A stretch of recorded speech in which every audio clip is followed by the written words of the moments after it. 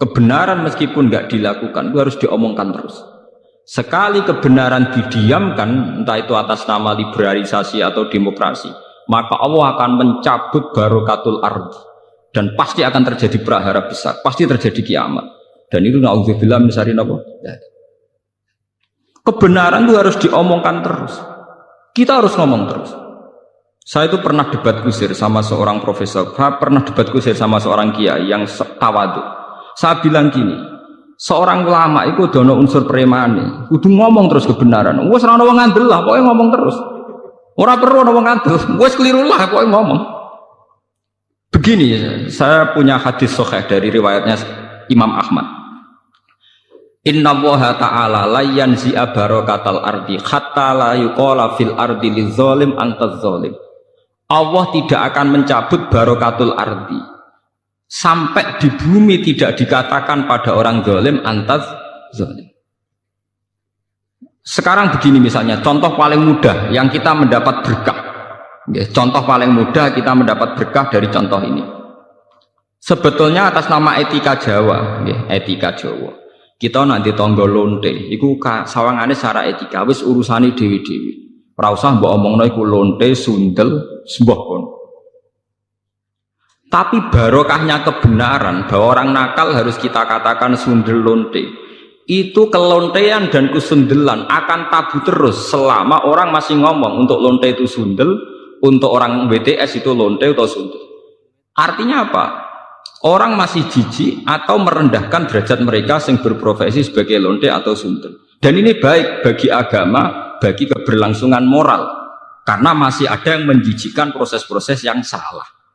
Meskipun kita sebagai ulama, sebagai tokoh masyarakat, tentu mereka kita kasih ruang taubat, juga kita kasih hak-hak sebagai martabat, sebagai manusia. Tapi kita tetap akan bilang bahwa itu namanya lonte, sundel atau apa. Ini rumah tenan. Sehingga apa? Dengan posisi masyarakat yang merendahkan derajat atau yang berprofesi lonte, orang inginnya itu dagang secara baik-baik, orang inginnya jadi PNS secara baik-baik, orang inginnya dapat uang lewat ternak secara baik-baik, karena mereka tidak mau resiko ngambil profesi cari uang yang resiko dihujat masyarakat. Baik. Bayangkan nanti mungkin di era anak cucu kita, orang yang lonte, yang sundel dibahasakan itu hak asasi, sehingga orang mungkin generasi anak cucu kita sudah tidak ada istilah lonte sundel, setiap perilaku sosial dianggap hak asasi. Dan itu awal dari tidak ada agama. Awal dari tidak ada agama. Karena kemudian sing ternak ya hak asasi, sing lonte dianggap hak. Itu bahaya sekali bagi keberlangsungan agama dan moral. Dan negara juga nanti repot. Artinya apa? Sebetulnya sifat-sifat anarkis masyarakat, anarkis dengan tanda kutip anarkis terutama dalam perkataan, maling darani maling, lonte darani lonte, itu menolong agama. Karena dengan stigma, dengan pelakupan masyarakat sing jelek, perilaku ini terdianggap jijik. Dengan dianggap jijik, agama bisa jalan. Artinya bisa jalan ngeten ya.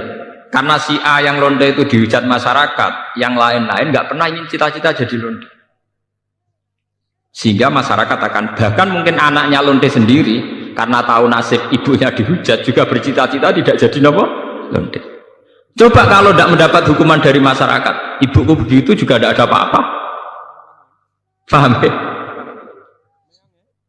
Makanya lonte dan apa akan subur di masyarakat yang sudah tidak peduli dengan nilai-nilai ini. Misalnya di kota-kota besar atau di kawasan lonte. Karena sesama lonte saling tidak mengatakan tabu. Makanya aman. Dari itu pulau terkenang hadis riwayat Ahmad, Allah tidak mencabut barakatul ardi sehingga orang-orang zalim tidak dikatakan antas. Itu bahaya sekali kalau kita sudah tidak peduli terhadap itu. Nah, risalahnya Allah kepada Nabi Muhammad itu yang penting bahwa benar dikatakan benar, salah dikatakan salah. Tidak harus gol, tidak harus apa? Gol. Misalnya begini. Saya sebagai ulama akan ngomong terus kalau riba itu haram, bunga bank itu haram. Meskipun pakar-pakar ekonomi, pakar perbankan akan mengatakan hal sing mustahil sebuah sistem keuangan tanpa nopo, bunga, tanpa bank, itu muhal. Tapi kita sebagai ulama harus ngomong terus, riba itu haram. Saya tuh pernah ketemu sama orang yang membidangi perbankan.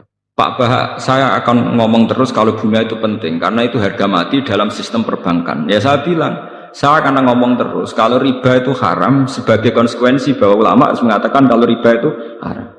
Tapi kan gak realistis, ekonomi itu tidak jalan kalau tidak ada riba. Ya saya bilang, kemelaratan itu akan jalan terus selagi yang kaya masih menghisap yang miskin. Ya itu memang saya akui akibatnya ya begitu ya, ya sama. Artinya ya. Tapi kita akan menjadi bodoh ketika pakar-pakar ekonomi mengatakan tidak ada bunga maka tidak ada perbankan, ekonomi macet. Kita seakan-akan bodoh dan kalah. Sebetulnya mereka yang ngerti kok dengan sistem bunga maka akan terus terjadi penghisapan yang kuat sama yang miskin. Saman baca tek-tek pidato direktur-direktur IMF itu sering mengakui harus ada perubahan sistem keuangan dunia. Tetap ada yang salah. Karena berkali-kali IMF itu kalau jadi dokternya negara yang kolab tambah parah. Tapi kenapa kita selalu ngaku apakah? Makanya kalau setuju wonten riwayat hadis dan ini sahih, idza dzaharatil fitanu wal bid'ah falyudhiril alim ilmahu. Ketika ada fitnah, ada bid'ah, orang alim sementing ngetokno ngalime, ora malah tawaduk muni kula mboten derek-derek mboten. Falyudhiril alim ilmahu. Orang alim harus menunjukkan kealimannya. Sing alim kudu ngaku ngalim. Paham? Aja sing alim ngaku bodoh. Bahaya. Tawaduk sing bahaya. Falyudhiril alim ilmahu. Sing alim kudu ngaku ngalim. Kalau tidak, wa illa fa'alaihi la'natullahi wal malaikati wan nasi asma. Itu akan dekat laknat. Karena kalau kebenaran tidak diomongkan, maka nilai masyarakat pasti kacau. Pasti apa? Kacau. Misalnya begini ya, ini contoh dan peringatan sekaligus. Contoh dan peringatan. Wong-wong sing derek toreko, sing derek ngaji kula teng mriki, kudu tunjukno bahwa kita lebih bahagia. Haram ke melok toreko nek ijek kesak-kesik, ijek mesombat-sambat ra di dhuwit. Dosa gedhe. Elek-eleki toreko. Kowe sing ngaji ning kene kok ora iso seneng yo haram. Elek-eleki wong ngaji. Kula dadi kiai mergo ora entuk gaji tetap kok susah, iku haram. Elek-eleki kiai. Kenapa saya mengatakan demikian? Begini masalahnya, seperti tadi yang dikatakan MC saya berkali-kali ngomong. Orang di kafe cari hiburan itu biar seneng. Orang main gitar di jalan-jalan biar asik. Kebenaran akan kalah saat pelaku kebenaran tidak pernah asik. Sementara pelaku kebatilan enjoy-enjoy saja. Akan menjadi trauma sosial ini. Nanti orang-orang seneng kebatilan, doa aku ning kafe enjoy, kowe melok toreko untuk apa? Harusnya kamu bisa jawab, aku yang untuk asik. Basiku mbek kowe basik kendi. Sebab itu orang-orang toreko, orang-orang soleh itu dididik ala bi dzikrillah tatmainnul qulub. Kalau hati mereka bisa tenang pakai gitar, pakai hiburan, kenapa hati kita tidak tenang saat ingat Allah Subhanahu wa taala? Maka susah itu bagian dari keharaman. Termasuk sesuatu sing dinauzubillahi kanjeng Nabi. Setingkat kekafiran, kemusyrikan dan kemaksiatan. Termasuk susah juga haram. Haram. Nabi itu inna aktsara ma bihi ma yasta'idzu bihi Rasulullah Allahumma inni a'udzubika minal jubni wal kasali wal husni. Jadi susah termasuk tersangka. Sesuatu sing ista'adza minhu Rasulullah sallallahu alaihi wasallam. Ya Allah, saya minta dilindungi dari rasa takut, malas, dan rasa apa? Gelisah. Susah kriminal. Piye wae santri mari gak menarik di mata masyarakat. Kiai juga profesi yang tidak menarik cara masyarakat. Masalahnya pelakunya kita gak enjoy. Kukur, gak jelas. Angger ketemu tamu PNS enak ngono jenengan gajine tetap. Kula mboten jelas. Kula mangani wak pitik beda ana manakipan kan siapa yang ingin berprofesi yang nasib percontohannya kayak itu kan. Lho kula termasuk kiai sing ora tau susah niku akeh sing gawok. Gus jenengan dadi kiai kowe detok penang. Wis kula malah walian banyak guru-guru yang sowan saya padahal PNS. Gus kula pengen ayem kok jenengan. Padahal mereka digaji tetap lho PNS. Iku sowan kula kepengin ayem kaya kula. Saiki walian kiai pengen ayem kaya napa? PNS.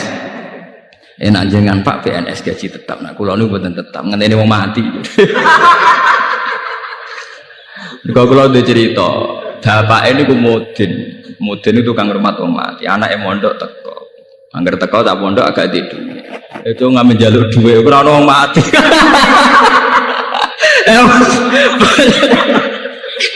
Bagaimana profesi kayak ini bisa menarik? Wong di rezeki ngenteni wong mangani wapi tek ngenteni wong mana ki. Bagaimana profesi kayak ini bisa menarik? Wis ngono secara fisik ya klunak-klunak kukar-kukur. Nah ana pegawai negeri jare jenengan ngoten enak apa untuk gaji tetap. Kula dadi kiai gajine gak tetap. Saya tuh tidak pernah. Itu menurut saya itu haram besar, dosa. Belum sering didolani guru SD, guru SMP, PNS. Resep urip ayam apa Pak? Jadi ayam, saya gampang jadi kiai ayam. Tapi kiai penghasilannya kan gak tetap. Jadi sapa? Sing gak tetap penghasilan, rezeki pengiran tetap. Oh malah goblok tau. Rezekimu ngenteni tiap bulan, rezekiku gak tetep kok saking seringnya gak tiap bulan, aku kadang terus tiap dino. Berarti apa nak sering di duit, malah goblok meneh, darah rezeki mesti duit malah goblok meneh. Rezeki ora mesti duit, sehat ya rezeki, seneng ya rezeki, malah jadi bodoh meneh, darah rezeki mesti nopo duit. Itu penyempitan ilmiah. Anak wong intelek ciri utamane ora goblok kamu. Termasuk goblok darah rezeki mesti nopo duit. Berarti enak gak jadi kiai, enak banget. Jadi jelas. Eling lho nggih, termasuk susah iku ista'adza minhu Rasulullah. Inni a'udzubika minal jubni wal kasal wal hazan. Susah. Termasuk masalah utama umat Islam sekarang, kenapa tidak bisa kompetisi? Karena mental susahnya itu menghantui. Bagaimana orang bisa kompetisi, aman-aman susah, kukar-kukur? Tidak bisa. Orang bisa kompetisi itu kalau fresh, kalau dalam keadaan sigap, berlapang dada. Nabi ku iso hebat, itu termasuk rumusnya Sito. Alam nasroh lakanapa sodrok, karena berhati lapang. Sementara problemnya wong soleh teng Indonesia, angger wong soleh ku identik mbek klunak-klunuk, kukar-kukur, sumpek. Dan itu dirasa tidak dosa. Mergo nyongkone dosa mbok zina mateni wong, dan sebenarnya itu bagian dari dosa. Salah. Saya punya banyak ayat tentang ini, misalnya ngeten. Qul bi fadlillahi wa bi rahmatihi fa bidzalika falyafrahu. Huwa khairum mimma yajma. Wong Islam kudu yakin, nek wis dikai fadhole Allah, rahmati Allah kudu seneng. Wong nek wis iso seneng luwih hebat timbang liyane. Tapi kita seneng masalah, mergo dibunuh oleh tomak kita.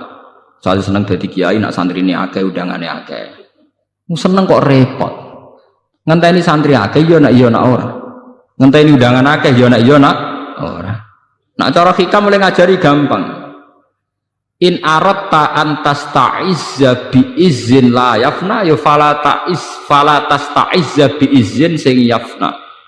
Kalau kamu ingin punya harkat yang tinggi dengan derajat yang tidak pernah lapuk, tidak pernah hilang, maka kamu jangan merasa terhormat oleh sesuatu yang mudah hilang. Misalnya kados kula wonten kiai, nganti saiki gitu pengaruh. Tapi kula mboten bodoh, kula ora ngarah seneng perkara sing ngaji akeh, seneng mbek sampean-sampean ora jelas-jelas mboten ngarah. Karena ini sesuatu yang bisa hilang. Bisa napa? Saya ngaji di sini seneng karena saya melaksanakan perintah Allah. Perintahnya Allah pada ulama disuruh ngajar. Saya ngajar berarti sedang dalam posisi perintah Allah. Dan saya pasti senang karena dalam bingkai perintah Allah Subhanahu wa taala. Titik. Dan itu seneng yang abadi.